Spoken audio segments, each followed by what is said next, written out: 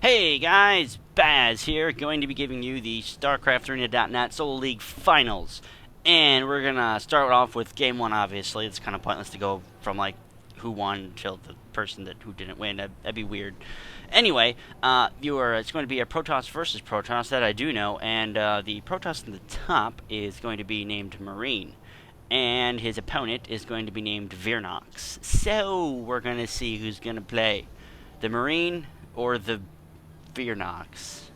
I was trying to come up with a clever pun, but nothing really came to mind that quick. So, yeah. Anyway, I'd like to thank Silverbolt and Anonymous for doing some hard work and putting all this fun stuff together. I do know that Anonymous has been kind of AFK for a little bit due to his computer being on the fritz. So, yeah. Glad he's back. Silverbolt did a really good job managing this Solo League tournament. So we're going to see how this plays out. Vernox, of course, getting the Watchtower. Just make sure that his opponent does not actually get the high yield expansion, which would be weird for a Protoss player to do because they don't have the capabilities to do that starting off. So yeah, that was kind of a random tangent fact there. But anyway, early scouting by both players. Unfortunately, Vernox is not scouting correctly. I'm not really sure why he scouted there. Usually, if it's on Metalopolis, you kind of go crisscross spawning wise. At least in my matchups, that's usually how I kind of go. Both standard play by both Protoss players. Double gate going up by Marine. Let's see if Vernox is going to go one gate to an assimilator. No gas by Marine. So I think Vernox is going to be teching, or maybe see let's see, oh, no, double gateway. So, we are going to see a little bit of similar builds by both Protoss players. Marine does not have the gas. I would disagree with this build wholeheartedly because really as a Protoss player you kind of need gas for the Stalkers and all the other units that are quite expensive for the Protoss. But let's see, we got some progress being done here by Marine. And we also have wow, I'm sorry guys. Vernox actually finding his opponent finally. He does see that he does not have any gas, so he could take advantage of this and use his gas stockpile to pump out Stalkers. But I do not see a core going down for Vernox. So I'm going to open up the Productions tab and actually see what's going to be being built here. 2 Zealots by Marine and 2 Zealots by Vernox. We also see a Forge going up, so a little bit of a more defensive build by Vernox, and Marine is going to be a little bit more offensive. So we already have a 2 Zealot push by, 3 Zealot push, excuse me, by Marine here, and Vernox is chrono boosting a couple Zealots out. It's going to have, let's see, my math is correct, 4 Zealots out once his supply is not blocked. There we go. I can only assume that he's going to be putting some cannons down for a little bit of defense. And, yep, good placement cannon, because right here, these Zealots will not be able to see the high ground until they actually come up here. But unfortunately, these Zealots are actually doing some damage to these Zealots right over here. And you got some more reinforcements coming up by here. Cybernetic score is going to be going up for Vernox. This Zealot's going to be taken down. He could have actually hit that Zealot by pulling him back. Well, we do have 2 Zealots engaging, and this Zealot's probably going to go down, and this Zealot is going to be forced to attack by himself until he gets reinforced. He does now see that the proton cannon is being built. Alright, now we do have Cybernetics core going up, and assimilator very, very late. Assimilator probably, that was probably on like 29 or 30. Very, very late assimilator. Interesting build by Marine. It did work somewhat, but Marine did unfortunately get pushed back by Vernox with his cannon.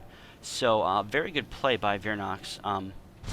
Pylon placement could be a little bit better, because seeing as if this pylon goes down, this cannon is going to be unpowered, and you really need to place your cannons, your pylons more at a kind of a cluster to make sure that if one goes down, they don't actually all lose anything.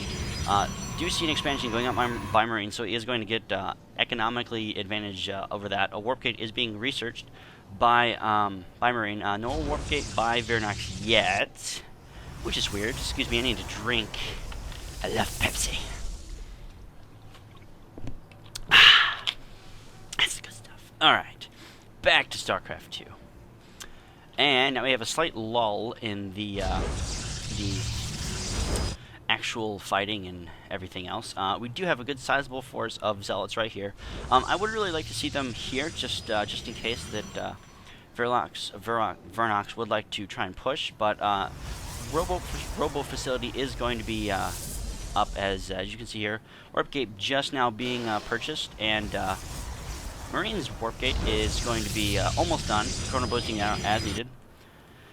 And we have Nexus going on right there. Twilight Council. So I can only assume Blink or maybe Charge. I'm going to assume Blink because that's more standard. Charge really isn't useful against Protoss versus Protoss unless they have Colossi or that's really the only thing I can think of. Colossi or or Immortals. Zealots really do rip Mortals apart because Immortals do have that hardened shield that reduces any damage higher than 10 to 10, and Zealots only do attack of 8 times 2, so it'd be 8 and 8. So we're gonna actually see kind of similar builds by each player. We do see ground weapons being researched for Vernox. We do also see a pylon over here, so he is going to be seeing just in case he does get proxied, but he is not going to, obviously. And I'm really curious to see if he's going to either pump Mortals or maybe Colossi out of this, but Observer is going to be in his base, so that is good. Twilight Council is up, and we also do see a Forge. So, little variations in each build order by each players. One player kind of got gas very, very late, and the other player really has not expanded until just now. So it's really, and they do see the Observer. The Observer is probably going to go down. There goes the Observer. And I do like how Marine has his Zealot here just to see, just in case he is going to be an early push. Pylons around the center of Marine's base, very good play. This spot right here is very good to hide buildings because you can't see what the actual... can't see past the smoke unless you're actually in this area, or vice versa. So, pretty good, decent-sized army by Vernox, and unfortunately Marine definitely needs some more units to be coming out, but he is going to have an Immortal, so that's going to be very useful against these Stalkers. Very high damage output, and yeah, so Stalkers are armored, and so the Immortals will do extra damage to the Stalkers and shred them to bits. But unfortunately, there's a proxy pylon going up for Vernox. It is not looking good right now, at least for Marine. If he can manage his force very, very well while using force fields and guardian shields and placing the Stalkers kind of in the back to not get hit by this mass group, then Marine should be able to do pretty well. But engagement going on here. These Zealots are probably going to go down. And we have guardian shields, good force fields by Marine, breaking up that Stalker army. Immortal in the back, taking most of the, trying to take out those Zealots. Not going to do much damage to the Zealots because they're not armored. And this army is going to be pretty much decimated by Vernox's army. Another Immortal coming in, more Stalkers being warped in. Proxy Pylon also warping in crapload of units. This Immortal's going to be going down. And it's looking pretty grim for Marine in the first round and game of the StarCraft International League Tournament. So we're going to see who's going to win. Yeah!